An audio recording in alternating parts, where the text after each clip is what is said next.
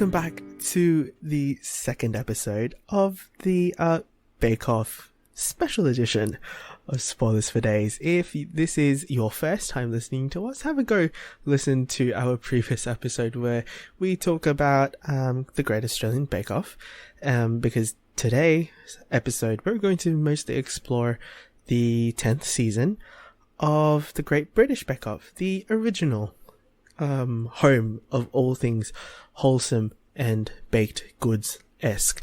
I'm Josh, and with me I have got Brandon. Hello everyone, how are ya? So yeah, it's going to be the two of us. We might have a very special guest give a little bit of their thoughts about the show later on. But I guess, Brandon, we'll start off with what do you like about British Bake Off? I really loved this season, I gotta say. Ever since it's been on the Channel 4, like, I mean, it's only its third year, but even from season 8, 9 to 10, there's been sort of a bit of a slippery dip in terms of quality. And I have to say, this one's probably been one of my favourite ones ever since it transferred across. Don't think it'll it certainly wasn't my favorite season. I don't think it'll ever be as good as it was back in its heyday on the BBC, but it's definitely shown a lot of improvement. If I was to give it my mark out of 10, at this stage I'm sort of hanging towards around the 7.5 to 8 out of 10 mark. Perhaps by the end of this, I'll finally make up my mind. We'll see. I'm just a bit indecisive. I mean, fair enough. Yeah, I guess for context, I am very new to British Bake Off and Bake Off in general anyway. So really the first season I properly was invested in was last season. Yeah. Season 9. And to me, this season is so much better than season 9, primarily because I felt like last season's edit, and I think a lot of people pick this up too, is the fact that the judges were shown to be more favourable to certain contestants. Yeah. And it didn't feel homely or wholesome enough, I guess. And this season, I can see what you mean by it. It's getting better, and they found their groove, and Noel and Sandy and Prue have found their groove in the show now. Yeah. And yeah, that's how I feel. I think there were a lot of teething issues in season 8, 9. They were still trying to figure out where they were going from it. You're never ever going to follow in the footsteps of the original 4. I don't think there's a point in trying. You need to sort of make it to make it your own, yeah. And I feel like it's sort of, because I've been watching the show for about 5.5 years now. The first season I ever saw was season 4, and in my opinion, the best seasons of Bake Off in general across all the various versions of it. My favourite ones are 4 and 5, and you know, there was a lot of good baking ability, but also just one thing I've always said is I think the bakers as people are just as important as their baking ability, and those seasons very, very wholesome. Lots of really great characters to love and all that. Because one thing I found in season 8 and 9 of Bake Off is that only maybe 1, 2, maybe 3 bakers that I sort of warmed to and got really attached to. But back in the earlier days, there was nearly half the tent. You got so attached to them, and I always got really sad when they went home. And I've actually found that this season I've started to feel like that again. Mm-hmm. Yeah, I can definitely agree with you on, especially and like, you know, you get to see the humanity of the bakers as well. And this season, I really need to go and watch the previous seasons on the Beeb. But this season, you really, I guess, felt attached to lot of the bakers, you invest so much. I think. And all for different reasons as well. Yeah.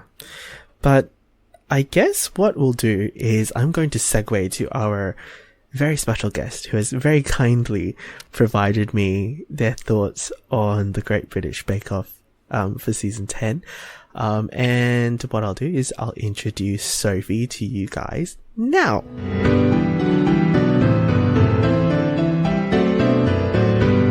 Hi, this is Sophie from You Know What I Like podcast, here to give you my thoughts on the latest season of Bake Off. I have to confess I was slightly slow out of the blocks with this year's Bake Off. I got struck down by a truly horrendous cold, and I took a day off work and I wrapped myself in a duvet and drank lots of Lucozade and just watched the first 7 episodes of the season in one epic session. Because what I was craving in my Lemsip adult state was the soothing familiarity that Bake Off gives you. All of the set design is so quaint. All of the bakers are so endearing as you get to know them. The baked good challenges, which become increasingly obscure as the seasons progress and we run out of things that they've not made before. Plus, like, high-intensity drama paired with the reassuring knowledge that at the end of the day it is just cake. If I can level a small critique at this season, I will say that I feel like some of the judging this year occasionally verged on being a little bit overly harsh. That's potentially based on who my favourite bakers were. Also, I do miss Mary Berry still, I have to confess. I don't doubt Pruleith's credentials, but I do miss Mary Berry's kindness at the edges. Also, the double elimination this season gave me war flashbacks to my time as a teenager where I watched too much America's Next Top Model. But I did have a merry old time watching it all, and we had such a strong crop of bakers this year, so I thought I would whittle it down to my top 3 and just give you why I enjoyed each one. So, first in my heart is, of course, our Halloween queen, Helena. Where Kim Joy last season was pure sweetness, Helena is the spice, creating innovative spooky bakes each week, serving truly iconic fashion looks in the tent, and also having some delightful back and forth with Noel. I'm hoping that someone equally as fabulous is going to enter the tent next season, and then they can create GBBO Powerpuff Girls, sugar, spice, and everything nice. Next up, my number 2 is my Welsh wonder, Michelle. I felt like Michelle was a strong technical baker, but most importantly, she managed to make everything tie into Wales somehow. Dragon, check. Named in Welsh, check. I love a strong commitment to a theme, as you can tell from my love for Helena, and Michelle delivered. Given my choices so far, you can imagine why I am slightly salty about certain elimination decisions, because the double elimination week was a crime. Finally, my third baker is one that I'm sure you are all very familiar with if you follow Josh on any form of social media. It is, of course, Michael. Sweet, precious Michael. Not only does he so strongly remind me of a guy I went to school with, shout out to Stephen, you will literally never hear this, but hi. He had creativity, remember Hamish the cow? And most importantly, a whole lot of heart. I think we all wept when he wept, but then he pulled himself together like the little trooper that he is. He is truly an icon of the tent and of my heart. That's everything I sort of wanted to say. I just thought... I don't know. I don't know what I thought. It's all cute and lovely and I like baking and that's why I like GBBO. That's it. I don't really know how to end this now, so I'm just gonna stop. Have a nice bake-off chat. Goodbye. Also, follow You Know What I Like on Twitter at YKWIL Podcast and maybe check out the podcast. That's it. I'm professional. Goodbye again.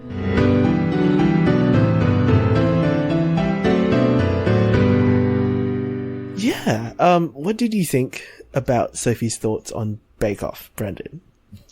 I completely agreed with every single thing she said, because she mentioned how she really missed Mary Berry, and I do have to admit I really miss the old MB as well. Soggy bottoms for days. Yeah, like for me, the original lineup, Paul, Mary, Mel and Sue, there will always be my favourite lineup. The original lineup will always be my favourite. I don't think you can match the chemistry of them. I think Prue does a really good job, but as we've seen, especially this season, I mean, even in general, since it's been on the Channel 4, the judging has gotten way harsher, and now times it's actually bordering on being actually not being constructive to actually being actually a little bit nasty, because when it was on the BBC and it was Paul and Mary, you sort of had that good cop, bad cop dynamic, so Paul was obviously the bad cop. I mean, he says it as it is, and he still does. Whereas Mary, like, if something's bad, she'll tell you it's bad, but she's got a really sort of lovely way of delivering it. And I remember seeing, like, a special... I think it might have been Martha Collison from season 5. I think she said this, that Mary Berry will always find something good to say about your bake, even if it's just that she really liked the plate that you presented it on.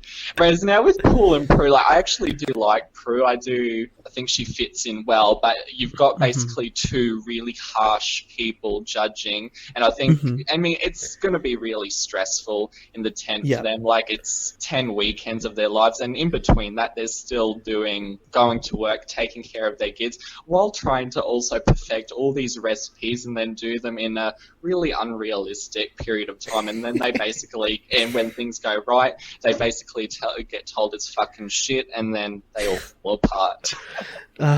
Goodness me. Yeah. I think what I found is, especially in the last 2 seasons, Paul has become, I don't know, to me, it's as though he's getting fatigued from the show. In a similar way that a lot of the judges from MasterChef Australia definitely you can feel it. Something about that is sort of mirrored in what Paul has been doing, especially in which week is this? That one technical where he was just like, this is all shit. I cannot remember which. The Maids of Honor? Yes. Yeah, I do remember that one. That one was just like, where did this come from? And I'm sure we'll pick it up we'll compare it to other seasons, but I feel like Paul's definitely feeling the fatigue of having done this, 10 years in a row. And I don't know, it's just like the vibe has been very, just like, it's bordering confrontation.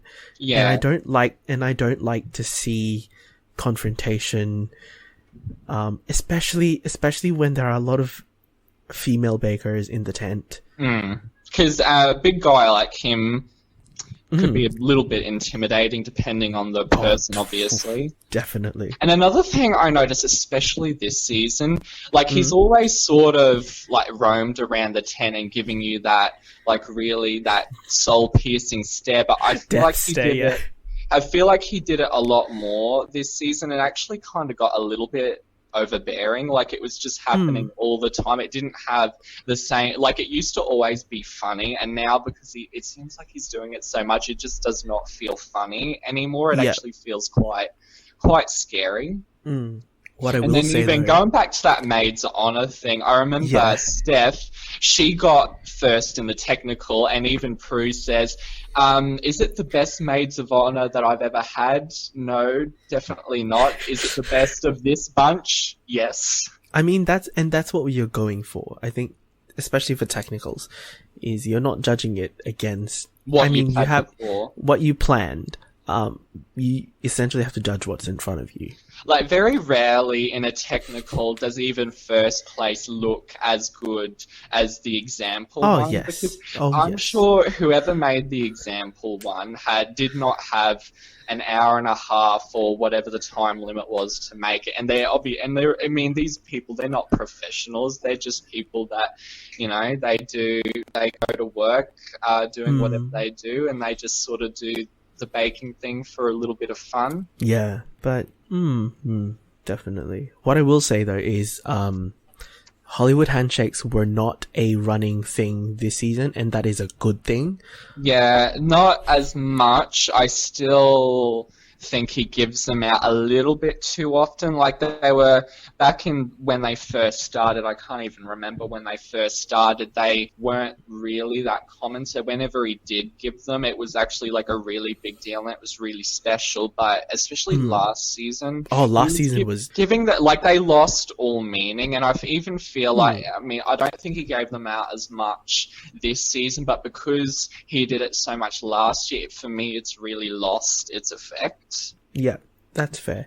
And like, no shade to Dan from last season getting 3 Hollywood handshakes in a row. If I recall, that is what happened.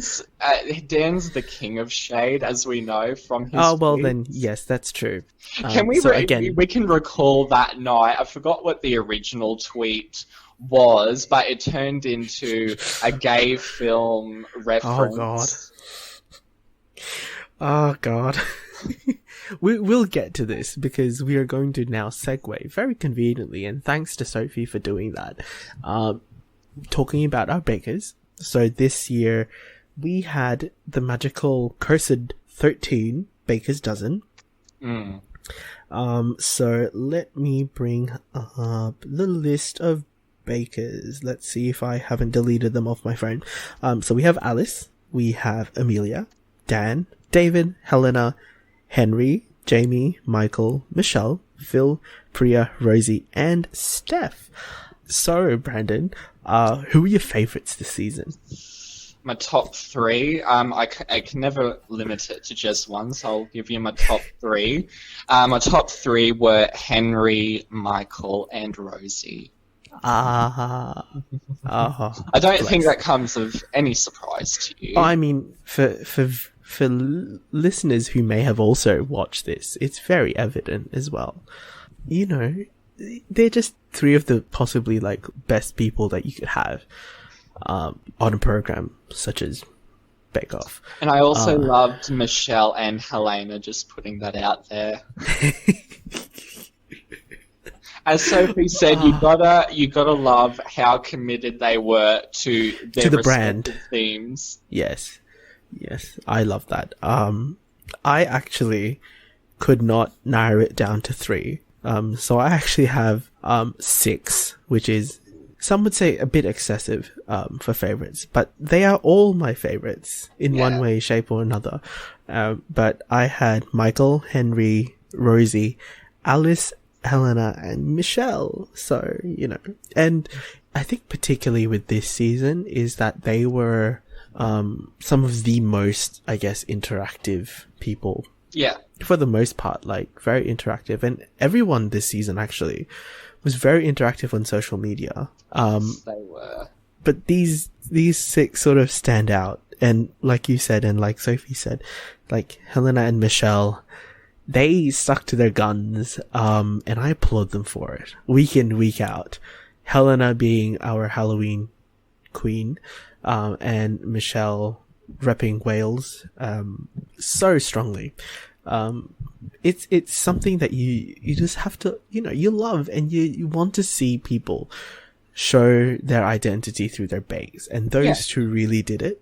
I think to a certain extent every single person did that, and because one thing that I've always loved about Bake Off is that you get really, even though you only sort of see them for a really short period of time, but you get so attached to them, and you actually get really invested in their success and also in their failures, and you're always just hoping that they'll make it through each week.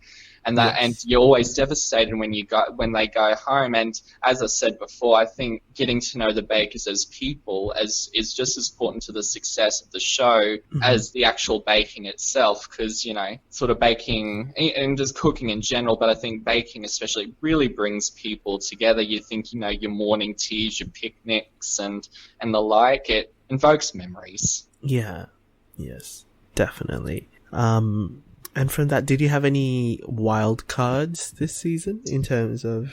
I have two. I like people that I had David and Rosie on my wild cards list because they were people that they were sort of consistent all throughout the season, and like David is basically the living definition of always the bridesmaid, never the bride. Oh, goodness. Because they were always good, but they just never could quite. There's always just that, especially in David's case, there were so many weeks, especially towards the end. There was just that one person that did better than them. Like, he was always sort of like the next one in line for Starbaker, but there was just that one person that was ahead of him. But I think, both of them really I found to be the calmest out of all the bakers. Like, Rosie especially, because I think she's a vet. Obviously, you've got to have a steady mindset to do that sort of thing. Like, she had some horrible things happen to her in that kitchen. Like, I remember in the 1920s week, one of her custard tarts oh my god, I fell over, and the filling was just splattered on the floor like a crime scene, and she was like, just like... Someone like Steph, for example, I think would have burst into tears and had a complete meltdown. I think Michael would have found that hard to handle as well, but she's just sort of like, meh, nothing I can do about it now. I've got five left. I've got something to present. So she just always found that way to sort of keep a level head, and I think David did as well, because I think, especially in his case, because he was sort of like the underdog and like the bridesmaid all throughout the season, I think you could see how hard he was trying and how hard he was trying to get better. And I think, if you're almost spending so long just almost getting there, it can get quite disheartening and sort of you can lose your motivation, but he never did, and I think it really paid for him in the end because, spoiler alert, he won the whole fucking thing. Oh yes, definitely. What about you, Josh? I put David and Steph as my wild cards to get into the grand final. And I guess this segues nicely into like my prediction. Like at the start of the season, I think for me it's like you can really sort of get a feeling of who will make it to at least quarterfinals by the end of the second or third week, because you can really you can suss them out quite easily, like who has the most consistency and who is starting to learn and improve on what they've done in those first 3 weeks. So for me, like I sort of predicted a Rosie, Alice, and Michelle sort of initially. But once Michelle had left in the double elimination, which was quite a strong reaction. Yes. I don't think Sophie's quite gotten over that one. No, someone's still salty about that. I'm still salty about certain things as well. Yeah, as am I. Some of them might involve Duck, for example. Oh. Callback to Duck. For me, it's not only Duck. Too soon. Definitely too soon. But like you could really sort of figure out people, and I think for David and Steph, they really sort of came into their own towards the second half of the season. You could tell David was more or less dead set going to be in the final.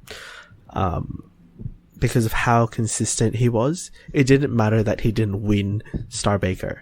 And this is something I think that's very important to say, and it came up on this season of Canadian Bake Off, where Bruno, who is one of the judges, said that like previous performance in terms of who has the most number of Starbakers doesn't matter at all in the final. It is what happens on the day that really, makes the call. Like you can't base past performance. You can't base like a decision made in the grand final based on past performance. If it's something bad happens, if the star baker who's had the most number of star bakers has a real shit day, and spoiler alert, they did have a real shit day, on the day of the grand final, you can't use their past wins as an excuse or a justification for them to get. Absolutely not. Yeah. And the British Bake Off is exactly the same as well. I remember back in the Paul and Mary days, they were always adamant that if you make it to the grand final, you deserve to be there and you deserve to have a shot at winning the title. So therefore, doesn't matter what you did last week or in the middle of the season or at the beginning, it's all about how you do on the day. And as we've seen, people improve over time. I think David he wasn't the best at first, but I think he sort of had that natural instinct with baking as well as the drive to get better, whereas you've got other people, like unfortunately in Michelle's case, she was one of the ones that I'd predicted at the start that might make it to the end. They're really good at particular things. So in her case, cake, she did the best in Cake Week, but to get to the end, even just to get to the second half and, you qualified a semi-final, you've got to be good at basically all aspects of baking. And unfortunately, and we've seen it time and time again, some people are really good at, they might be really good at cake or at bread, but they don't have that sort of versatility to do lots of different things. And I think that's what also just your ability to handle pressure in that. And I think that's what ended up happening at the end. Like Steph, she did get, spoiler alert, 4 Star Baker titles, the second highest in Bake Off history, but unfortunately things weren't going her way on the final and she just had a complete meltdown on the day. And as you said, her performance in the past cannot justify giving her the title when she didn't really produce a finale-worthy bake in any of the challenges, unfortunately. But she is still a really talented baker. She deserved to be there, but unfortunately, she just had a bad day. Shit happens, and you have to acknowledge that, there is a lot of stress that goes into preparing for something like this. Yeah. And more so for someone that ends up in the grand final. Yeah. Because, and I think this is something I've noticed and has, I think, especially for British Bake Off, because it's the most pervasive and most known Bake Off, compared to some of the others like here in Australia and the Canadian one. Because Bake Off is, well known in many parts of the world, but it's British Bake Off that we're referencing here, is that I think the viewing audience needs a reminder that people can have shit days, and to understand that you shouldn't be venting your anger at the person. It's not their fault that these circumstances, like the stress, can cause them to have a very severe anxiety attack in the middle of, doing a bake. And that is something that happens, but you shouldn't be throwing shit at them. And that is something I think particularly happened with, I don't know how this happened. I don't know how Rosie got quite a lot of shit from viewers online. I found that a lot because, when Henry went home in the quarterfinals, everyone was saying that Rosie should have gone home. Yeah, and I don't think so. I think if you watch that episode closely, you can tell that Henry didn't fulfill the brief that was given to him. Yeah, it was literally I'm sure. It takes a lot of talent to do a vertical pie, but at the end of the day, he literally just stacked pies up on top of each other. And as he mentioned on the extra slice, he didn't really have a clear theme in mind when he was preparing for that bake. He just sort of had a loose idea that it looked like a chandelier, and that's what he called it. And another thing is, yes, Rosie's pie, they might have been dry, but she had a clear idea of what the theme was, and I think she executed the presentation of that theme really well. And another redeeming factor is she actually came second in the usually forgotten technical challenge, whereas Henry was towards the bottom. Yes. Yeah. Yeah. And one big prop I will give going back to Steph, one big prop I have to give her is I remember one of her family members that was talking in the grand final that said about 12 months prior Steph was not in a good place mentally, and that baking and cooking sort of helped her find her feet again, and she started to enjoy life again, and to go from that and have the courage to go on a show that is watched and talked about by millions of people, that takes guts. Yeah, definitely. And even like to Michael as well, he has talked quite openly about his struggles with anxiety, and he had some moments in the shed that he managed to push through, and even just the fact that he even applied for the show, big props to him, that's a big step. And he actually said that the hardest part of the process was just doing the application. Yeah, and very, very nicely we get to talk about Michael, because this part, I guess, of the Bakers thing, we have tentatively called thirst for many reasons. Who follows our live tweeting sessions in Australia, Josh and I were quite known for our thirst tweets. Sorry, not sorry. No, not sorry at all. It's not just gay guys that do it. Girls do it too. Oh, goodness me. But yeah, Michael is just like, oh, God bless. My true thirst to Henry and Michael. Yes. Henry gave me a lot of the kid from Love Actually vibes. Just the face alone was just like, this is a completely different person, but you look so similar. And the ties, we have to give props to Henry for very dapper. But for those of you very keen viewers may have noticed, he only started doing this from episode 2 onwards. He didn't wear a tie in the first episode. So he found his brand, and like for Henry being the youngest baker this year, having garnered, I guess, a lot of like fan adoration for him, because I think he was one of the people that the editors cut to a lot for reactions. And he, like, the way that he conveys emotion, particularly when it's someone that he's grown to, like, bond with closely, you can see, like, when he gets very emotional, it shows, and it's just like, oh my goodness, precious child, someone protect the boy, someone please protect him. Anyway, it's sort of like Samira in MasterChef Australia last year. Yes. She literally wore her heart on her sleeve. Oh my goodness.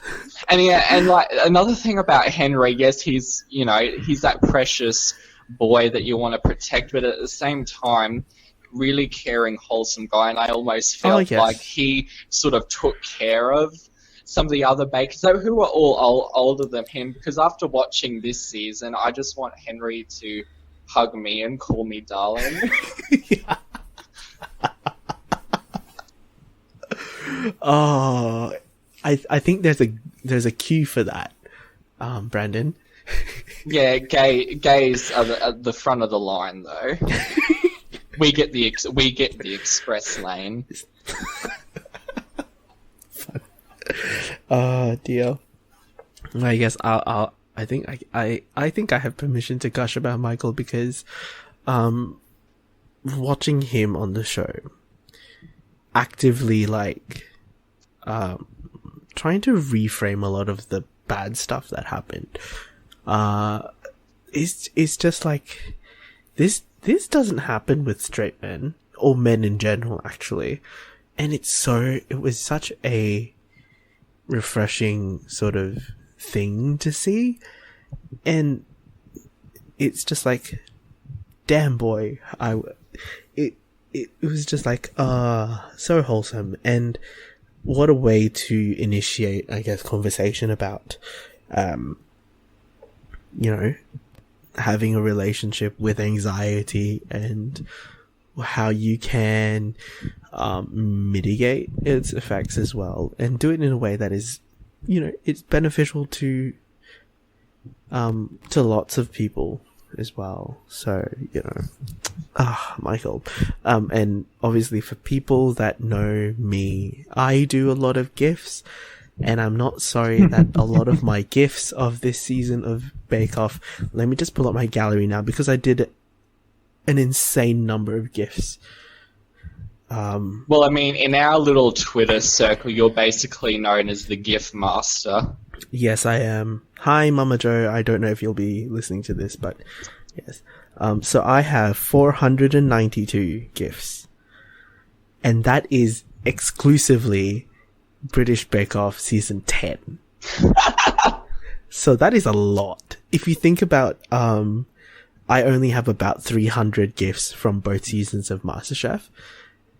British Bake Off was like a mood, a very big mood. And that's really amazing, considering how many GIFs you made of Ben in this season of MasterChef. Yes. Sorry, Ben. There's just better material, I think. And another thing is, unfortunately, for Ben, he unfortunately did get edited out for a good portion of the season. Yeah, and unfortunately that's going to happen. You had 24 people to start off with, whereas Bake Off, you only start off with usually 12 or 13 in this case. So, there's more time, there's more screen time, and you get to see, the fun, quirky stuff that happens. Yeah. And I have like a whole, which week was it that Michael was just in such a big innuendo mood? Is this it's the week before he left, which was Desserts Week, was it? Yes, Desserts Week. I think that's the one where I have him with the winking at the bottom. I cannot. Yes, he was flirting with the bottom. That's right. Oh, Michael. Oh, Michael. You have won my heart. Definitely. On behalf of the moon, they will be free again. That's Sailor Moon reference. Oh, God bless. Yeah, it's a really special one. Like my Cosmic Moon Power one, I use it, nearly, a few times a week. But that other one, only certain people get that one. Mm-hmm. And Henry and Michael and Rosie, all very deserving of it. Oh, yes, definitely. I guess we'll move on from bakers to the bakes. So, I'll start off, I guess, talking about what sort of signatures caught my eye. I actually have multiple from different weeks. From Bread Week, I actually liked Michael's, Carolyn, Terence Cher, and who else do I have here? I have Michelle's Nosengos, which is the cheese night thing. I think that translates to, cheese night from Welsh. And then Helena's cinnamon rolls, because, those cinnamon rolls look really good. I don't care what Paul thinks about, them being hidden. They look really good. From that. And then I have, from the Roaring Twenties week, David's Flapper Girl tarts. Oh, yes. Those, you can tell David was was going to go places because of the way that, look at the detail and the outlines that he did and how thin those black outlines were. Yeah. On those Flapper Girls. Just okay. Wow.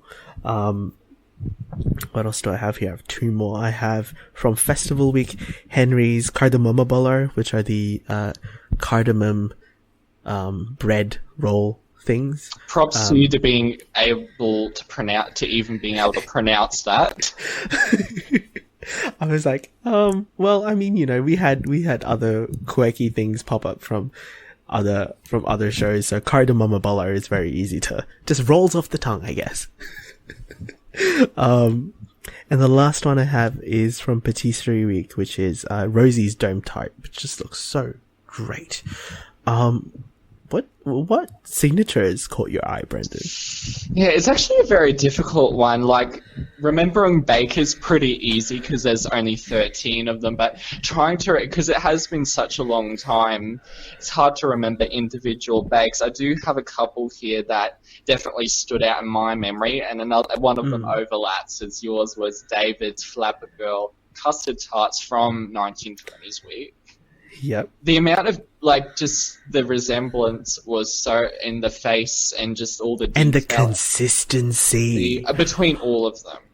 I found on this show, people can present, pretty cool stuff, but when it comes to replicating, faces and detail like that, very few people are actually good at that. And if you can do that, you're meant to be in that tent. Mm-hmm.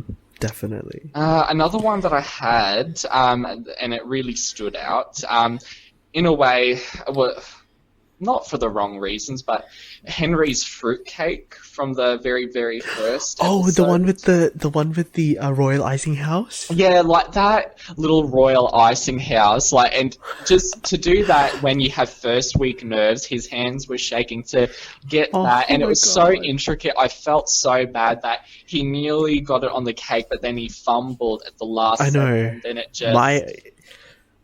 My heart was just like, oh no. Oh no. I felt that. It's the same way I felt Rosie's tart fly off the bench. Yes. That was just oh my god, I cannot envy. I do not wish to be in your position right now. I'm just oh dear. But yeah.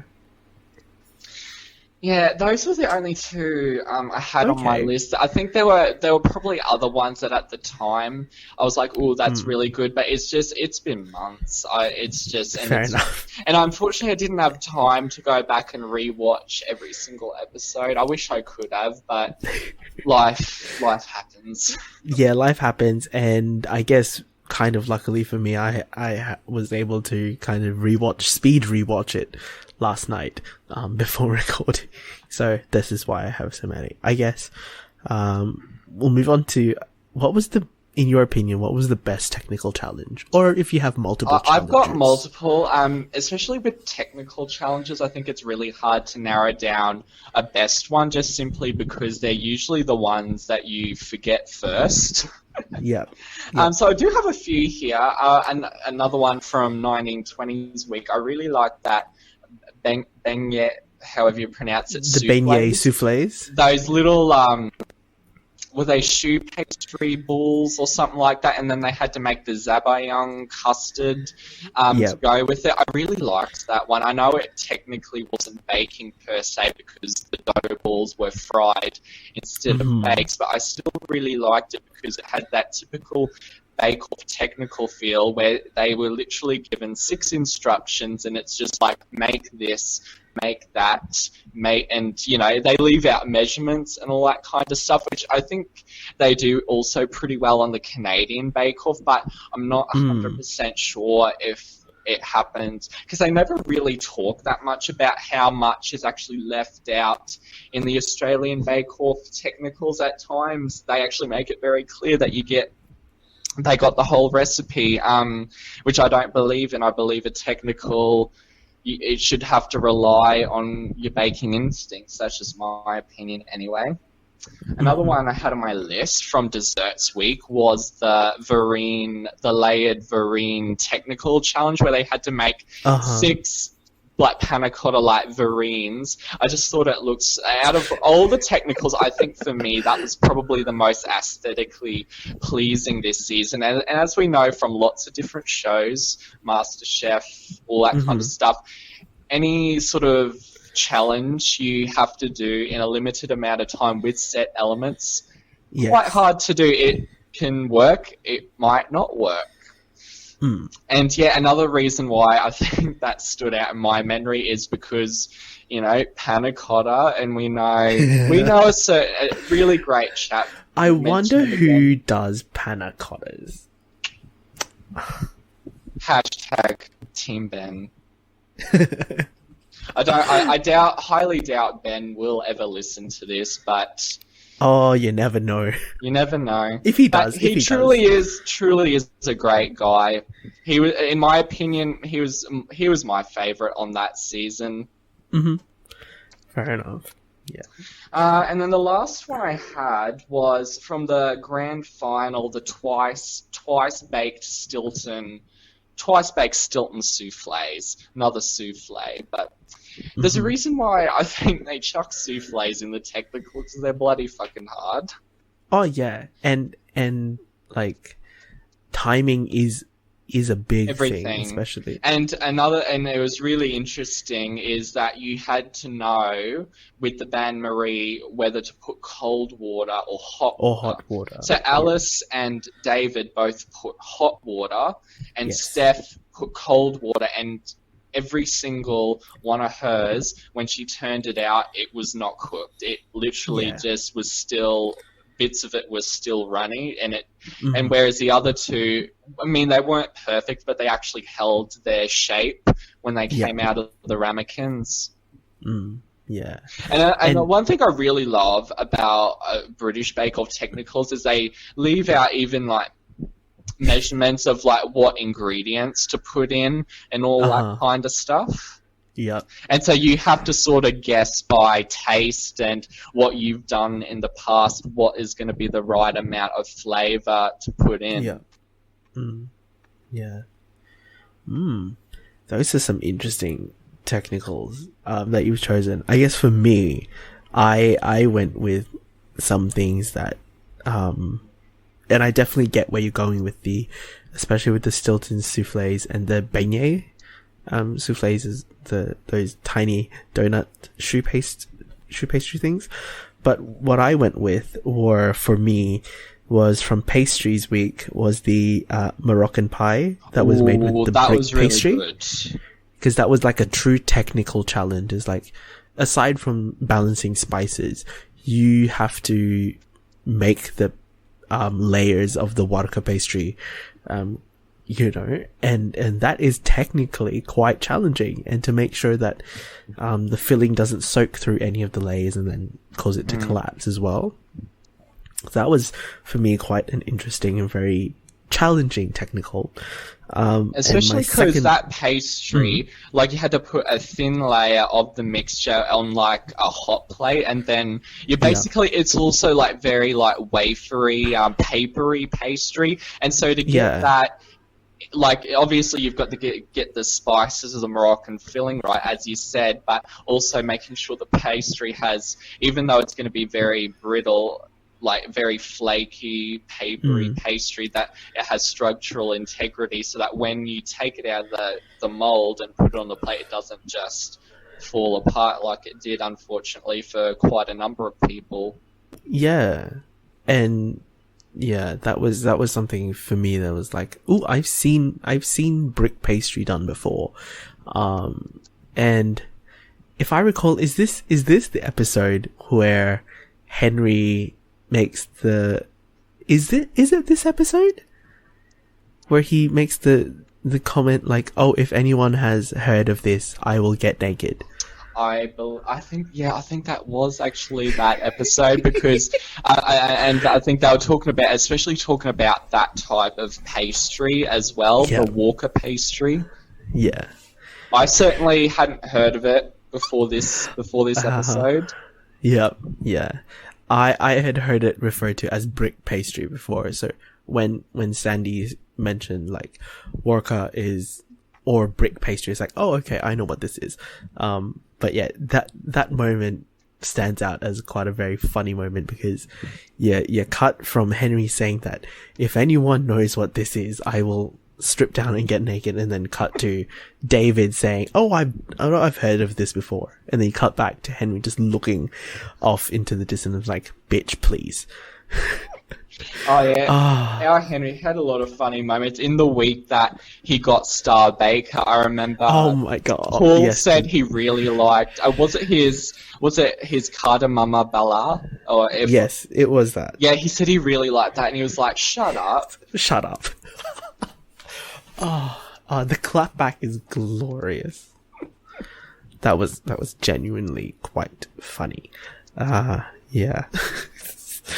Never forget Henry telling Paul Hollywood to shut up. Oh dear. The fact that we still remember that months later speaks is a volumes testament as to his how memorable that moment was, and just him in general, I think. Yeah, definitely. I have one more, and it comes from the semi-final episode, which is the Gato Saint-Honoré. Yep.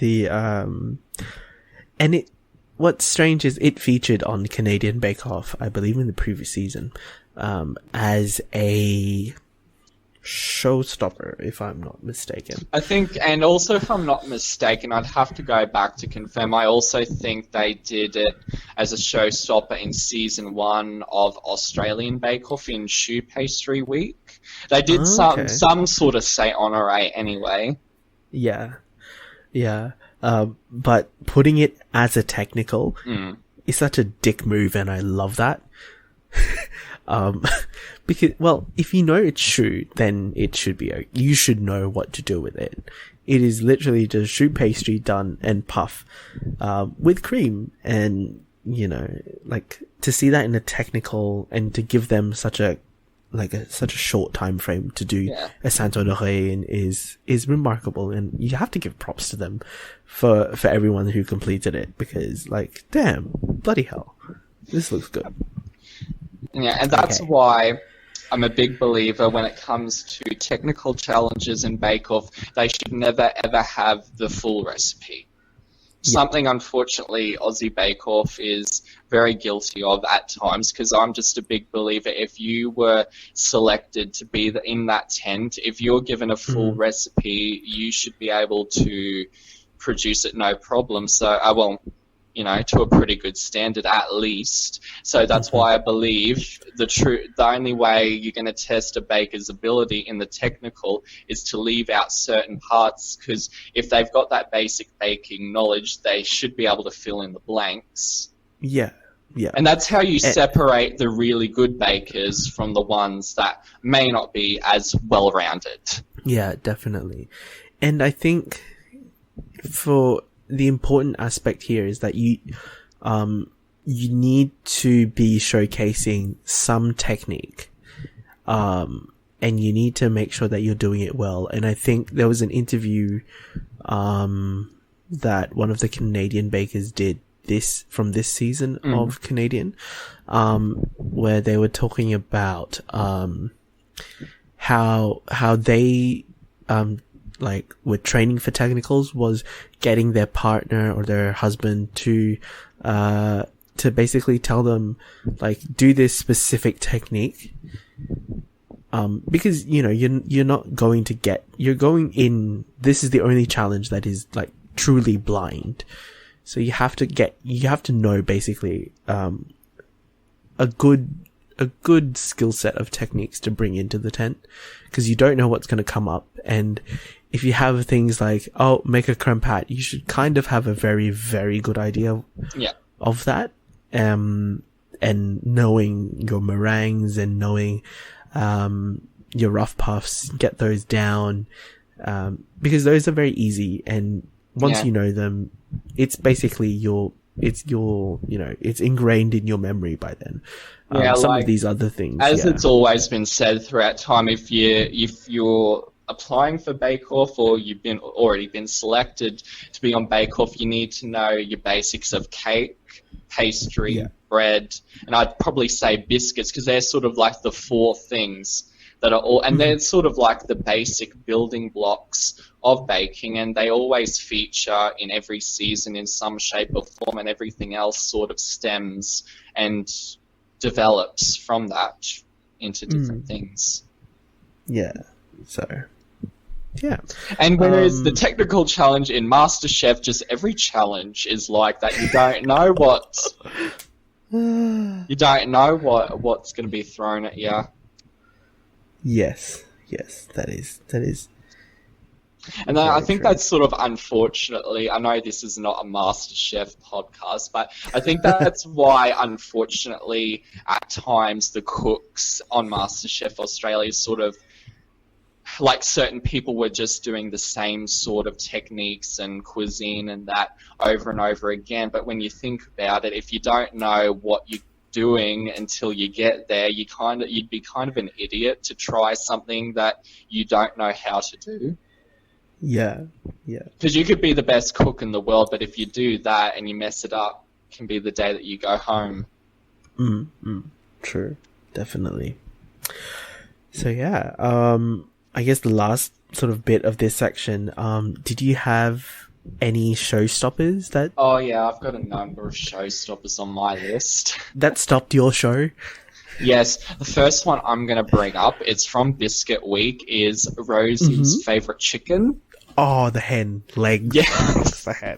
Like, I mean, if you go, I do suggest, if you haven't seen it, go and watch the episode, or even just look at a photo of it on Google. Like, just the attention to detail with the feathers and just the overall design, right down to the colours and all that, is just breathtaking. Like, everything was executed really perfectly. And she was in running to be Star Baker that week, and because she did really well over the 3 challenges, and probably the only reason she got pipped at the post is because Alice had done better in the technical that week. And even another reason why it's so memorable to me is the story, and this is going back to why it's important to get that backstory about the Bakers, is the story she had behind why she was doing that was because she had some chickens that got attacked by a fox, and her favourite, this one that she said was her favourite, was the only one that survived.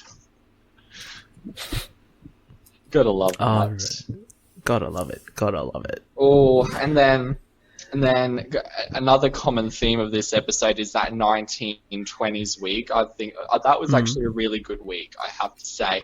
There are 2 that I've got from there. I really liked Rosie and Henry's Prohibition era showstoppers, both White Russian.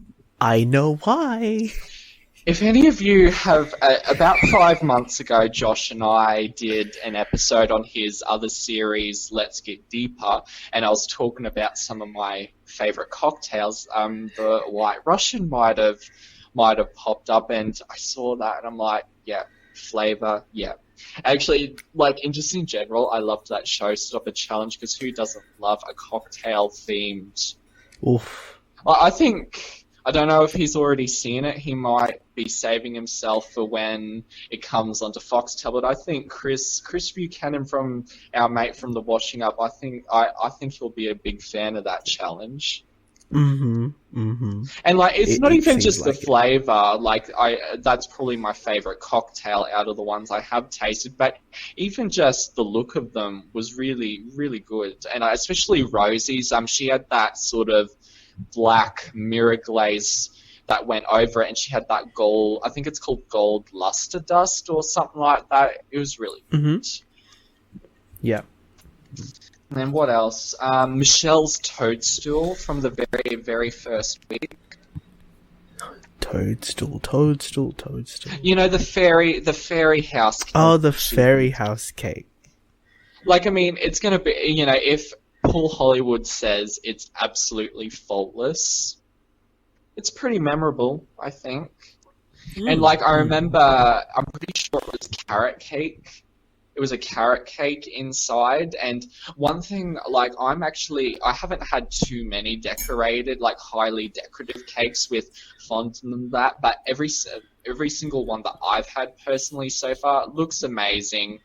Then you cut into it, eat it, and it doesn't actually taste very nice. I think something like a carrot cake, like a really humble carrot cake, you can't go wrong with it. That's cinnamon, nutmeg, whatever you've put into it. spot Yeah. on. And and another reason why it's so memorable is if you go back and look at the GIFs from when it was made, that face that she made when she was taking it back, Oh, yes. you can't describe it. Bless. And then the very last one that I have on my list, going to the grand final, was David's his picnic basket. Because I really think that is the bake that really clenched him the win. Mm-hmm. And you looked at, I'm not always a huge fan of when they've got to do multiple different elements, like different bakes within the one challenge, but this one I think worked really well. And if you looked at everything in his picnic basket, right down to the nougatine biscuit basket, the nougatine picnic basket itself, like he had thought about and paid careful attention to detail to every single thing. It looked like a basket. His cheeses, which I think were actually cake, they looked like cheese. His fig rolls, I think he was the one that did the fig rolls, which also happened to be a technical in Biscuit Week. They literally looked like sausage rolls. And there was a really funny bit when they were deliberating. Sandy was like, "Oh, can you pass me a sausage roll?" And then Paul or Noel was like, "It's a fig roll." And she was like, "Oh, never mind." That was everything I had. What about you, Josh? Ooh, who made your list? I have several. So I definitely agree with Rosie's hen from Biscuit Week and David's picnic basket and spread in the final, because that especially with David's one, the fig rolls were an homage to Jamie's attempt at doing fig rolls. The precious boy that Jamie is, thought you had to do an egg wash on fig rolls. So when Paul looked at them, he looked at them and said, they look more like sausage rolls. So, Jamie giving the idea to David to make illusion sausage rolls was such a brilliant handoff, and it's bless.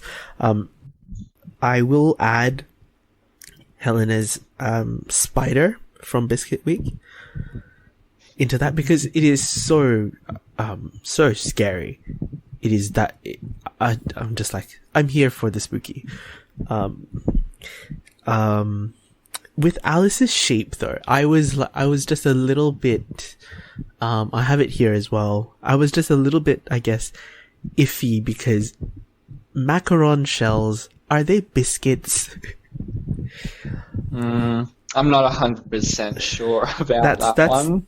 That's why I'm are we entering Flora territory where we're just making things? Gotta love Flora. She puts macarons on. She could probably put a macaron on a sausage roll. Interesting. But yeah, and I did like Alice's showstopper that week, but I think Rosie's, in my opinion, was better. Yep, fair enough. I still think Alice deserved that Star Baker that week, because she was first in the technical and she got really good feedback on the other two challenges as well. So, and that's one thing I really like about the judging on British Bake Off, is that, well, from a viewer perspective anyway, they actually look at all three challenges and sort of weigh them up. Whereas I felt sometimes on the Aussie Bake Off throughout the season, sometimes too much emphasis is put on the showstopper. So to the point where it's what was the point of doing the first two challenges if that's the decider of who gets Star Baker and who goes home? Yeah. Definitely. And yeah, it's definitely more of a holistic view on what happened that week.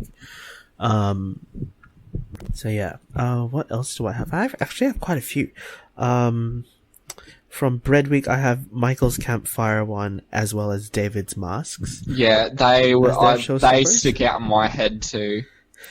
But I think Michael's one more so because he was trying to describe the flavor profile of it, and he was trying to, I don't know, was he trying to pluralize Mediterranean? Because he went Mediterranean, Italy. And I was like, I'm dead. Yeah.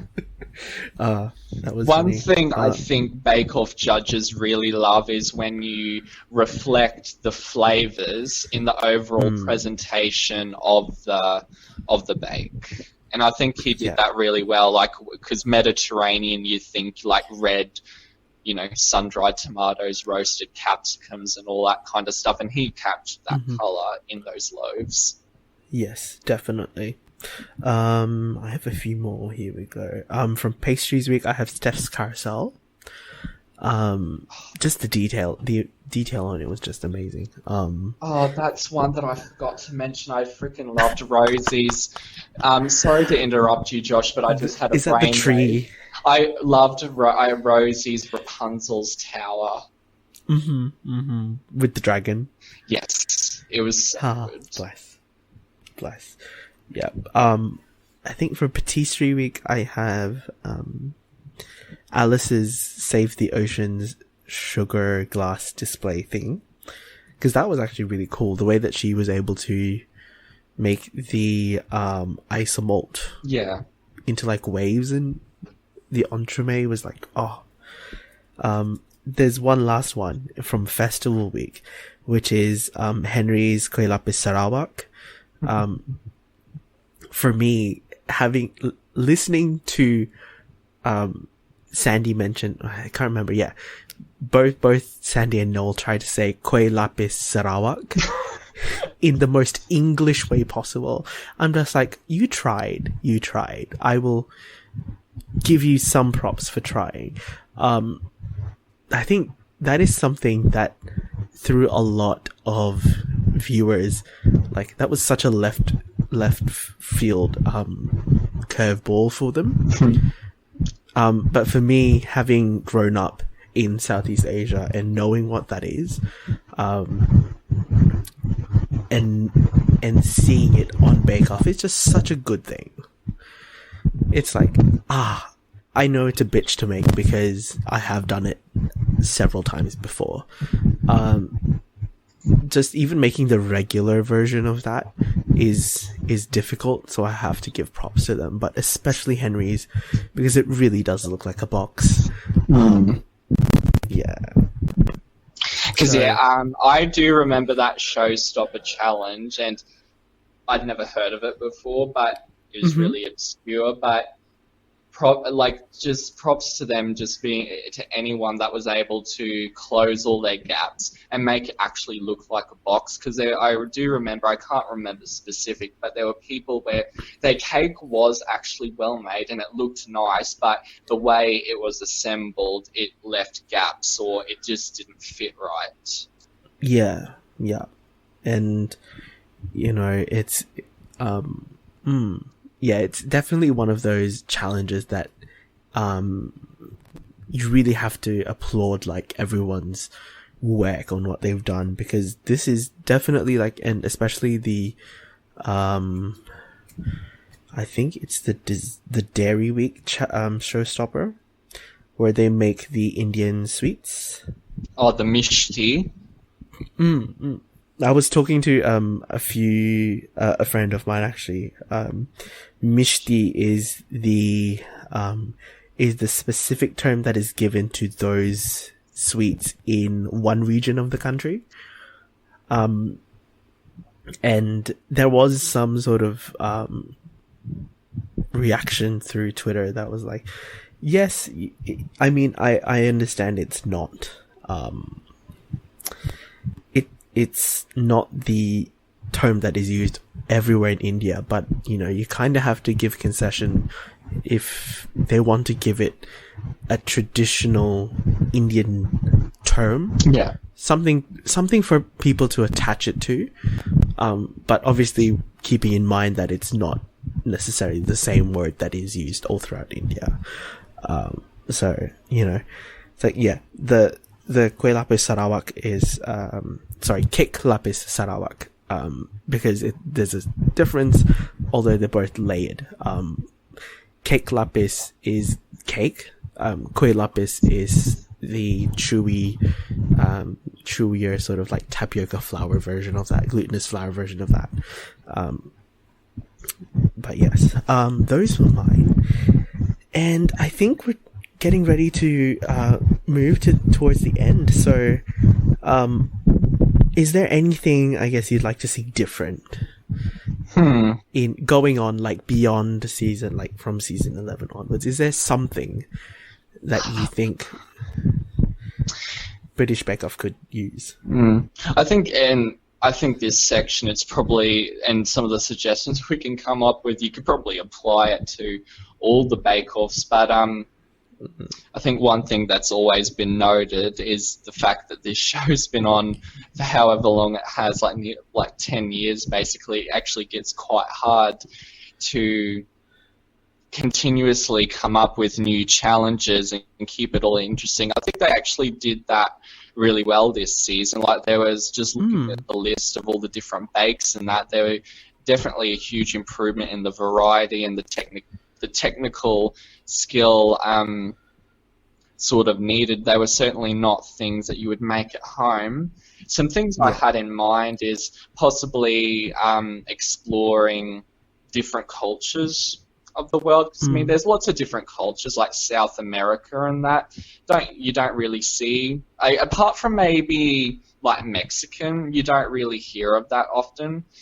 Anyone who follows me on Instagram, I'm sort of on a bit of a Peruvian cuisine kick at the moment, so perhaps they could do a Peruvian week. I don't know how that would work, but it's an idea.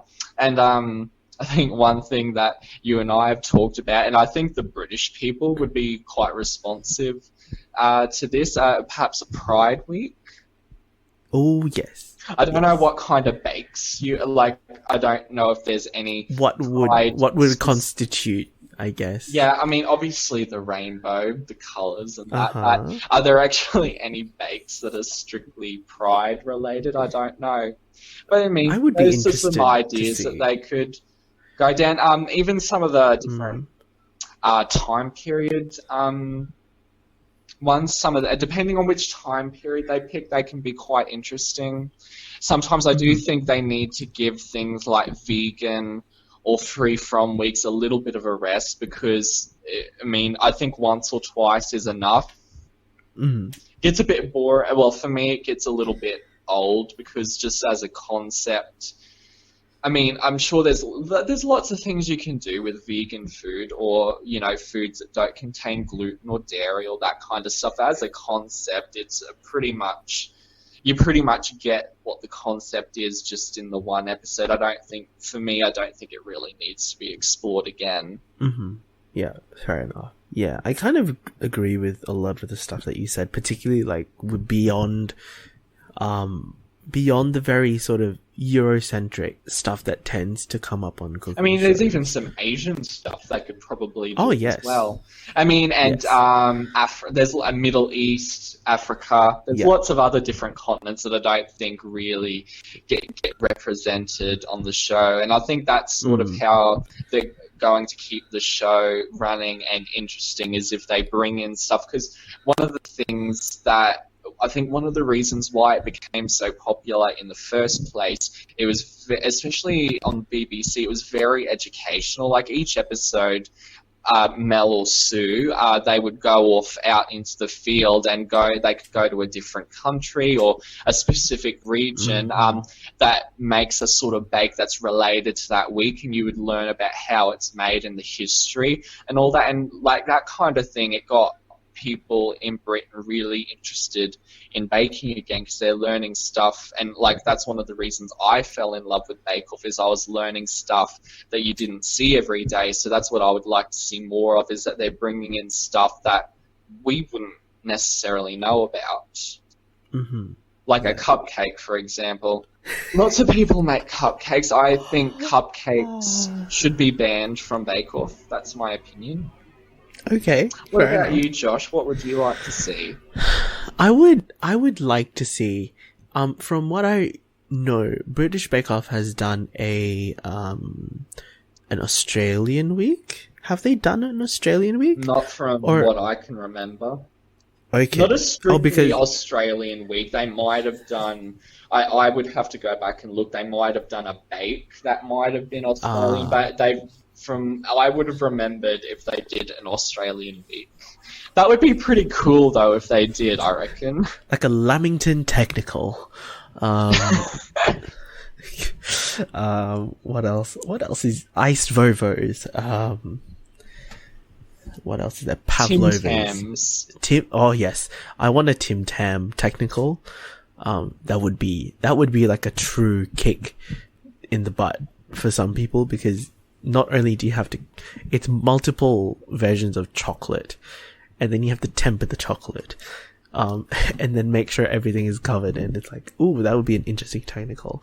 Aside from exploring non-European stuff, I would be curious to see what a Canadian week would be like on British. They could include Saskatoon berries. If they exist. Our favorite Our berries. good friend Chris thinks they don't. Mm-hmm. They could do butter tarts, which are very Canadian, or Nanaimo bars, which are very West Coast Canadian. And just, like, it would be interesting to see some of these, like, come up on Bake Off.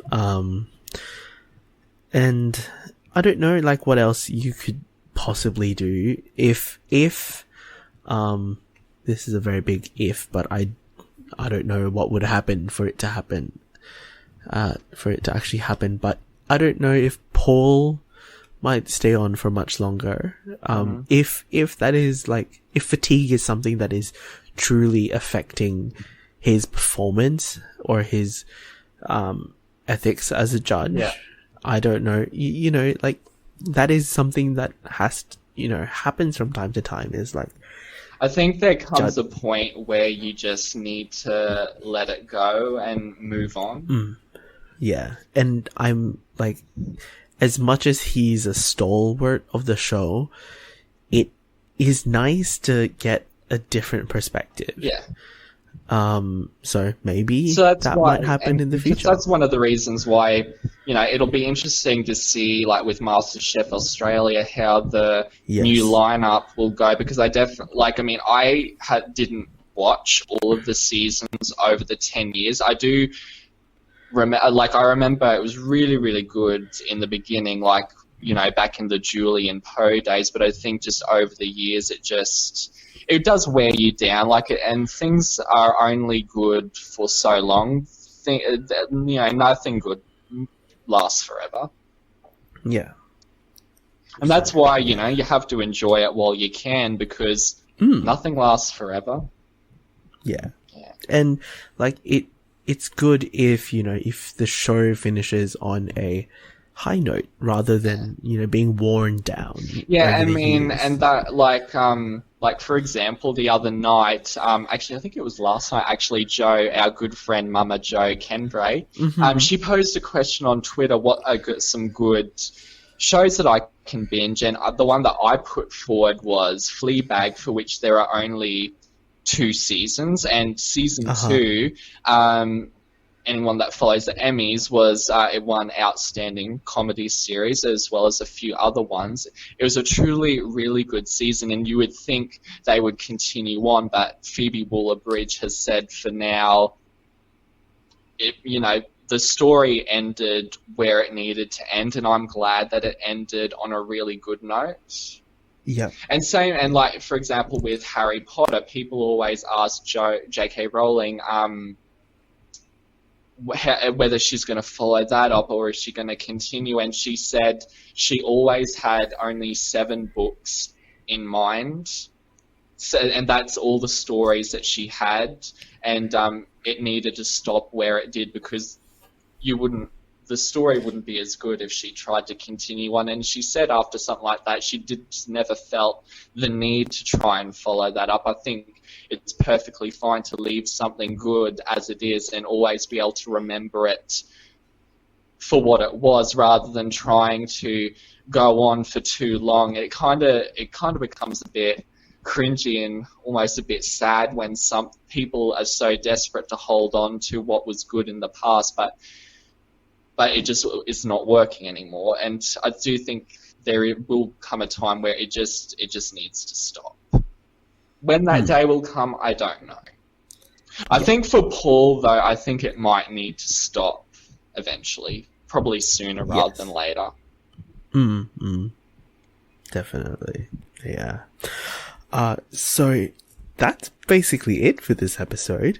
Thank you, Brandon, for Always a joining pleasure, me with Josh. this. And I guess, where can people find you? So on my public social media, I'm on both Twitter and Instagram. So both of my usernames for that are Sirius, spelt SERIOUS _black96. So Twitter's where you find all my Sailor Moon gifs, all my little banter and gay shit, if that's what you want to call it. And then Instagram is when I get time, I will put up a bake here and there. Yes, with the hashtag Let Brandon Bake. Yes. Yes, that is still going after about nearly 2 years now. I do appreciate that people actually seem to like my stuff. Usually when I post it in my head, it's nothing that special, but I always really appreciate when people like what I've done, which is nice. Yeah. And again, big huge thank you to Sophie for giving us a little bit of audio and a little bit of insight into why she loves Great British Bake Off so much. If you want to go follow her, she is a co-host on You Know What I Like podcast. So they're a friend of mine.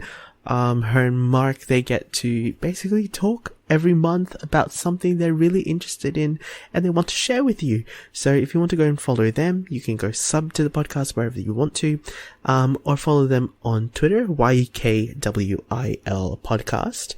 And if you want to come follow me, you can find me on Twitter and Instagram at Abang Pinoy. This podcast is part of Great Mates, so go follow our Great Mates podcast socials on Twitter and Instagram. Sub to this channel and to all the other channels that we have, including Let's Get Deeper, where you can listen to Brandon talk about his love for White Russians and lots of other fun stuff. And the main show, Great Mates podcast, wherever you listen. Feel free to leave us a rating and review and share it to your friends. And the next episode in this little mini series that we've got going is going to cover the Great Canadian Baking Show, or Canadian Bake Off, as we'll be referencing it. And then after that, we have our final episode of the mini series, which is going to be a very special, theoretical, hypothetical Bake Off Commonwealth Games episode. So get ready for that, because that one's actually going to be quite fun.